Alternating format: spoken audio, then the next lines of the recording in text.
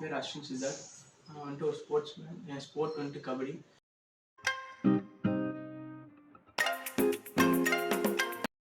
நான் ஒரு பைக்கா நேஷனல்ஸ் ஒரு ஸ்டேட் விளாண்டுருக்கேன்.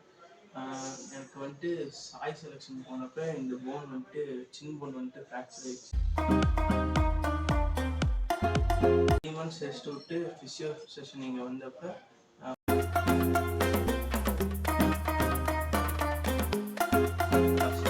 ஒரு ஸ்டார்டிங்கில் ஓரளவுக்கு நடக்க முடிஞ்சிச்சு. ஒரு 10 days வந்தால் கொஞ்சம் ஓடவே முடியுது. அந்த அளவுக்கு ரெக்கவரி ஆகிருக்கு.